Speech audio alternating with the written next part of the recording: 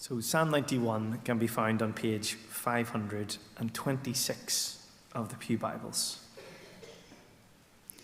He who dwells in the shelter of the Most High, who abides in the shadow of the Almighty, will say to the Lord, my refuge and my fortress, my God in whom I trust. For he will deliver you from the snare of the fowler and from the deadly pestilence. He will cover you with his pinions, and under his wings you will find refuge. His faithfulness is a shield and buckler. You will not fear the terror of the night, nor the arrow that flies by day, nor the pestilence that stalks in darkness, nor the destruction that wastes at noonday. 1,000 may fall at your side, 10,000 at your right hand, but it will not come near you. You will only look with your eyes and see the recompense of the wicked. Because you have made the Lord your refuge, the Most High your habitation, no evil shall befall you, no scourge come near your tent. For he will give his angels charge of you, to guard you in all your ways. On their hands they will bear you up, lest you dash your foot against a stone. You will tread on the lion and the adder, the young lion and the serpent you will trample underfoot. Because he cleaves to me in love, I will deliver him. I will protect him because he knows my name. When he calls to me, I will answer him. I will be with him in trouble. I will rescue him and honor him. With long life, I will satisfy him and show him my salvation. And then we read some well-known words from Matthew's Gospel, chapter 11, and we find these words on page 11 in the New Testament.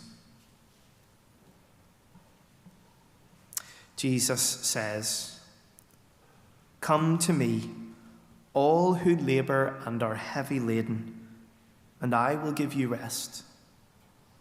Take my yoke upon you and learn from me, for I am gentle and lowly in heart, and you will find rest for your souls.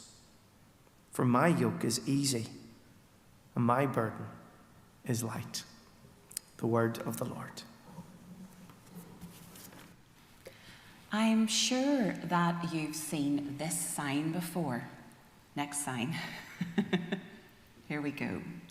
Now, in many instances, the words refuge point are included. And did you know that these refuge points are places where anyone who needs assistance in leaving a building can safely wait for help?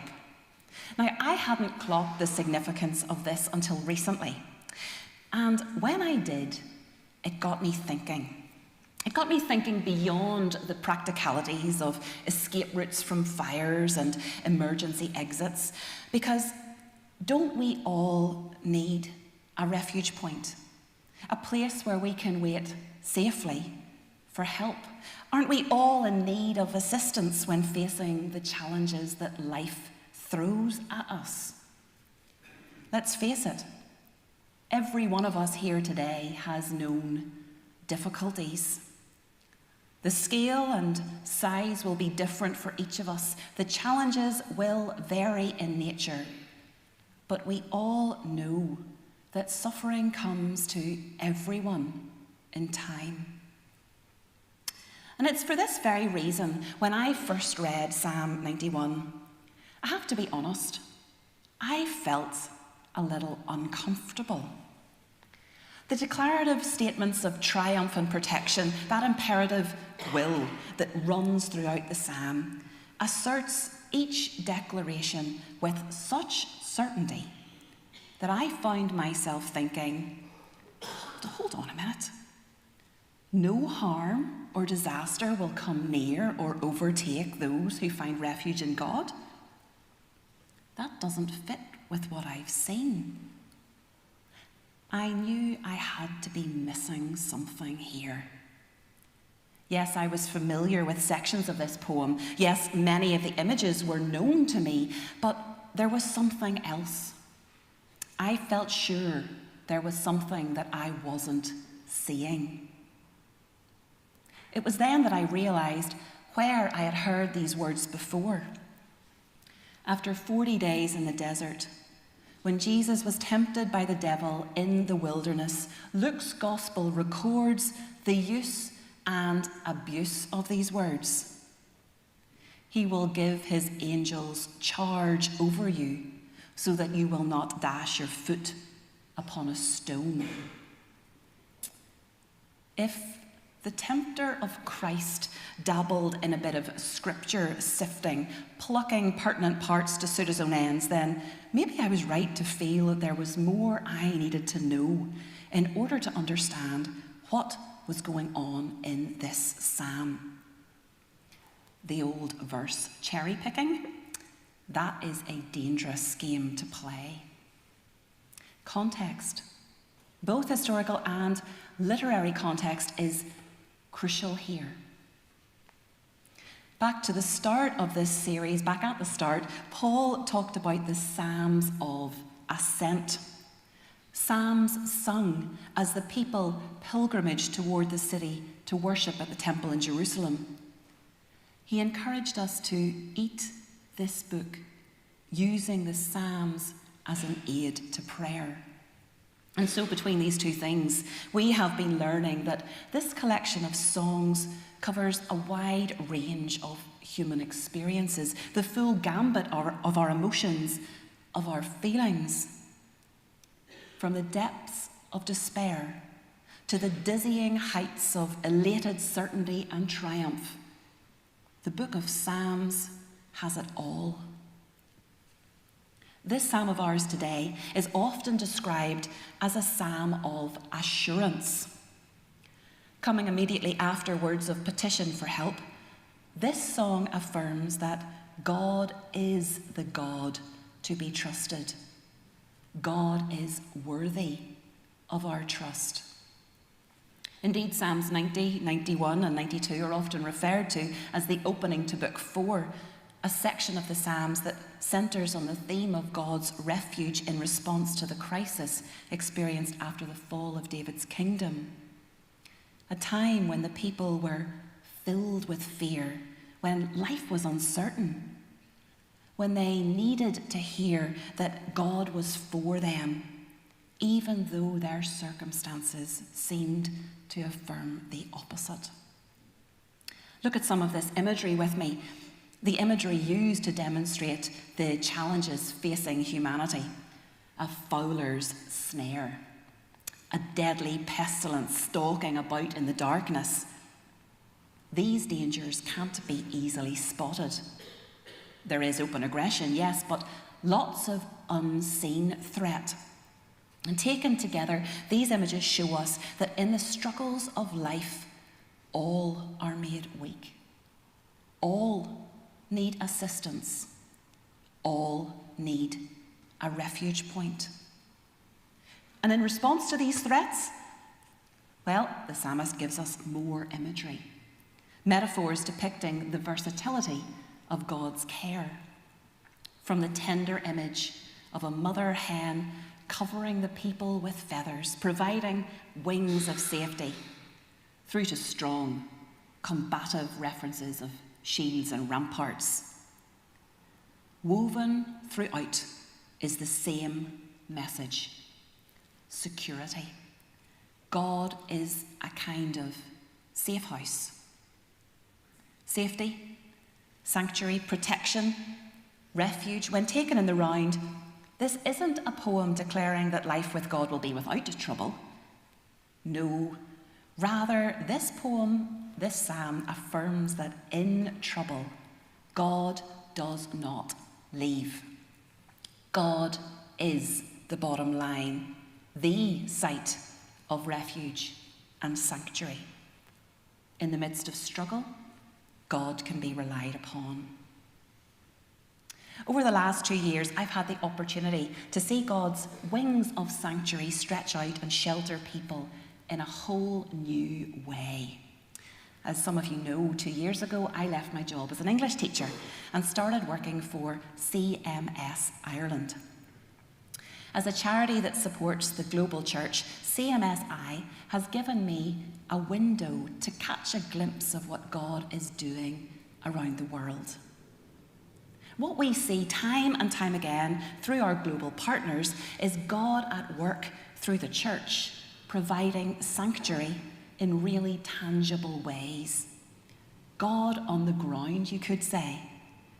Metaphor made material. Many of our partners are living in situations of conflict and strife. They are experiencing the kinds of things that Psalm 91's first hearers were living through all those centuries ago. Their day-to-day realities align in very real ways. This is Pastor Alice Gunn.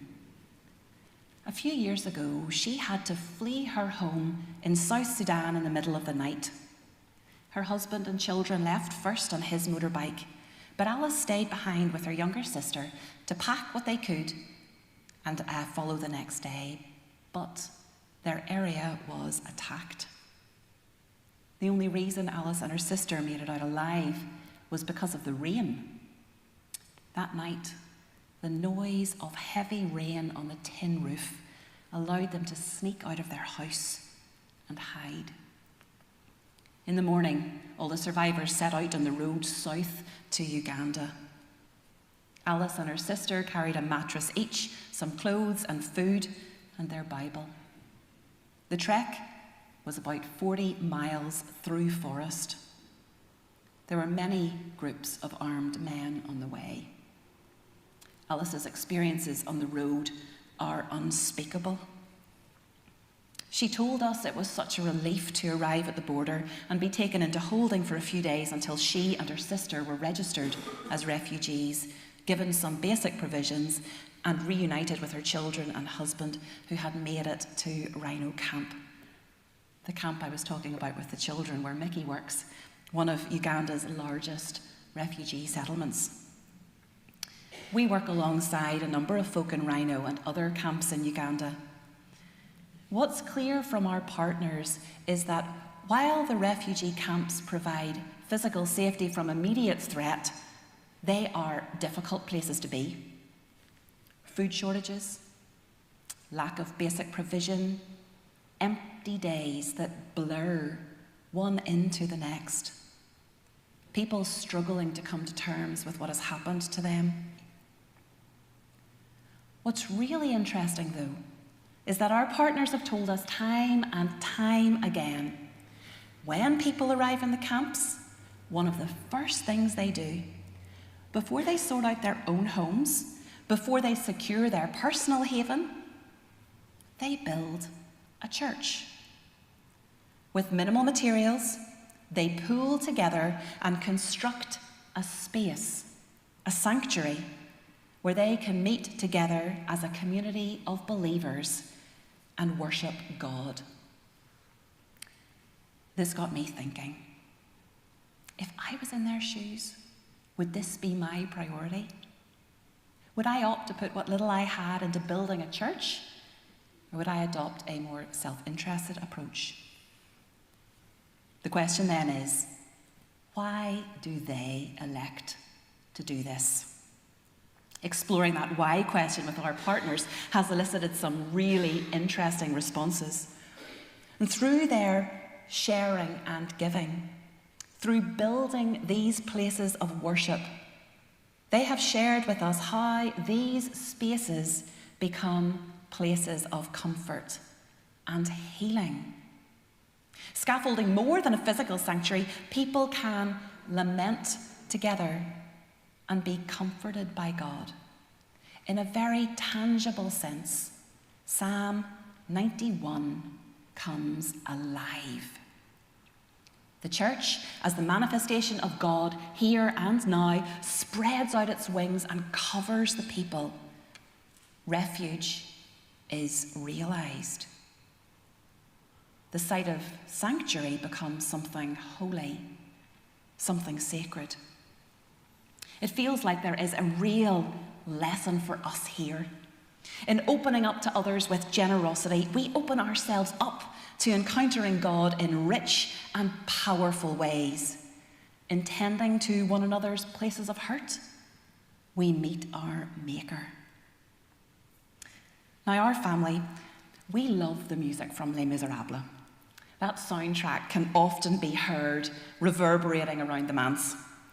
One of Esther and Daniel's favourite lines declares that to love another person is to see the face of God. Some of you will know where that comes in the musical. But isn't this a beautiful way, a most beautiful way of thinking about the image of God in every person? What a wonderful way of expressing the sanctuary we can all experience when we share together in the giving and receiving of rest and refuge. It was like this for Pastor Alice. She got a small group together and they started building. She continued doing the work of God even through her own struggles. Pastoring the people, gently enacting love each day, the community grew. There was one part of Alice's story that moved me greatly. She told my colleague that a year or so after she arrived in Rhino and the family were settled in, their home burnt down. The little shelter that they slept in with all their gathered belongings destroyed. To be reduced to nothing yet again was so difficult.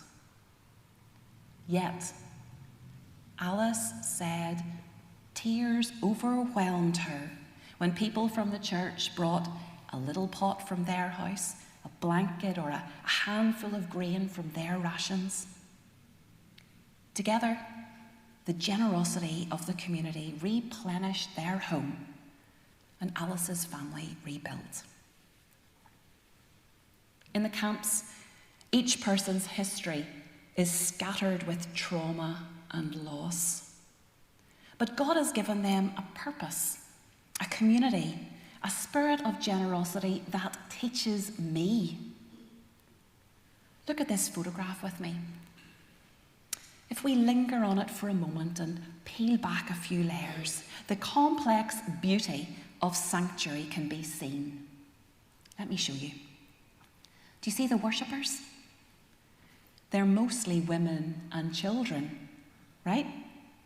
Now that's because husbands, sons, brothers, they have been lost to war or are still fighting in it. Peel back another layer and we might hear from some of these women that on the journey out of South Sudan to northern Uganda, they saw unspeakable violence or experienced sexual violence. If we look at the ceiling, we see that the bunting is made of rags, rags torn from the clothes worn as these families travelled from war to safety. A kind of offering of something precious, but also a reminder of home in this strange land. And what of the children? Born far from home, separated from the security and joy of extended family. The worship here, it's not a half-hearted duty. It is a necessary expression of truth and light when life experience has brought uncertainty and trauma. This church is a place where the reality of lament is tempered by the singing and preaching of a certain and glorious future. This church is a sanctuary where the sound of worship mingles with the sound of weeping. A place where women find healing in the shadow of each other's painful stories, where children miles from home and community find a family forged in faith and learn of Jesus in the language of their home. This church is in the middle of a forgotten refugee camp, but at the very centre of God's mission for women and children in Rhino. It's through these people and many others of our partners that I am getting to know God better.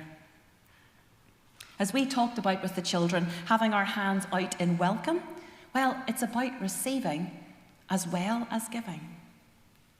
As we thought about with the children, it's listening to and learning from others, adopting that posture of humility that helps us move into another space where welcome and hospitality helps bring God's kingdom into being here and now. Mutual, reciprocal flourishing, where guest and host is no longer a binary laden with hierarchy, but a beautiful expression of God with us. God on the ground, working in and through the people. At our AGM, Paul was talking about the next steps for us here in St. John's. He shared about that vision document you gave to us back in October when he was exploring his call to this place to serve here with you. A statement that conveyed your hopes, your desires to see this community live out God's kingdom work in the Ormeau area. Taking up this vision that you have, let's move together into a space beyond merely welcoming others in. Let's consciously move to a place where mutual flourishing can happen, because you're already doing it. In that video, when Donna talked about how she was learning from the children she works with at the English class, well, Donna, that was music to my ears. That's when we move from providing sanctuary and refuge for other people, from seeing ourselves as host alone, into that space where we can experience God's sanctuary of Psalm 91. So let's become more conscious of the ways in which we can all participate in and experience God's refuge here and now together. I want to finish with some words from Teresa of Avila, the 16th century Spanish Carmelite nun. And as I read her words, may it be a commission for each of us to go from here as participants in God's refuge, sharing sanctuary with others and experiencing God there. Christ has no body now but yours. No hands, no feet on earth, but yours. Yours are the eyes through which he looks with compassion on the world. Yours are the feet with which he walks to do good. Yours are the hands through which he blesses all the world. Yours are the hands. Yours are the feet. Yours are the eyes. You are his body. Christ has no body on earth now but yours. Together we can dwell in the shelter of the Most High. Together we can rest in the shadow of the Almighty. Amen.